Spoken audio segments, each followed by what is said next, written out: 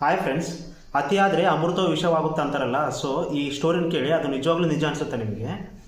ನಿನ್ನೆ ಯಾದಗಿರಿ ಜಿಲ್ಲೆಯ ನಾರಾಯಣಪುರ ಅಂತ ಒಂದು ಊರಲ್ಲಿ 18 ವರ್ಷದ ಯುವಕ ಸಾವನ್ನಪ್ತಾನೆ.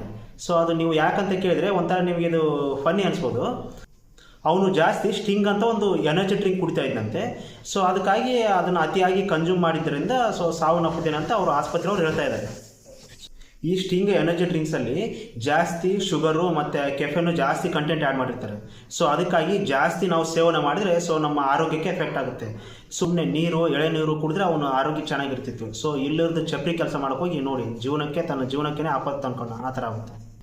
ಈ ವಿಷಯ ತಿಳಿದ ತಕ್ಷಣ ಆ ಊರಿನ ಗ್ರಾಮಸ್ಥರೆಲ್ಲ ಎಲ್ಲ ಅಂಗಡಿಗಳಲ್ಲಿರುವ ಸ್ಟಿಂಗ್ ಬಾಟಲ್ಗಳನ್ನು ತರಿಸಿ ಒಂದು ರೋಡಲ್ಲಿ ಕೂಡಿ ಹಾಕಿ ಅದನ್ನು ಬೆಂಕಿ ಹಾಕಿ ಸುಡ್ತಾರೆ. ಸೊ ಸುಟ್ಟು ಎಲ್ಲ ಜನರಿಗೆ ಈ ಸ್ಟಿಂಗ್ ಜ್ಯೂಸನ್ನು ಕುಡಿಬೇಡಿ ಅಂತ ಎಲ್ಲರಿಗೂ ಮನವರಿಕೆ ಮಾಡ್ತಾರೆ. ನೋಡಿ ಫ್ರೆಂಡ್ಸ್, ನಿಮ್ಮ ಗ್ರೂಪಲ್ಲಿ ಜಾಸ್ತಿ ಸ್ಟಿಂಗ್ ಜ್ಯೂಸನ್ನು ಕುಡಿತಾ ಇರ್ತಾರೆ ಕೆಲವೊಬ್ಬರು. ಸೊ ಅವ್ರಿಗೆ ಈ ವಿಡಿಯೋನ ಶೇರ್ ಮಾಡಿ, ಮತ್ತು ಆದಷ್ಟು ಈ ಸ್ಟಿಂಗ್ ಜ್ಯೂಸನ್ನು ಕುಡಿಯೋದು ಬಿಟ್ಟು ನೀರು ಮತ್ತು ಆಮೇಲೆ ಎಳನೀರು ಜಾಸ್ತಿ ಕುಡೀರಿ ಅಂತ ಹೇಳಿ.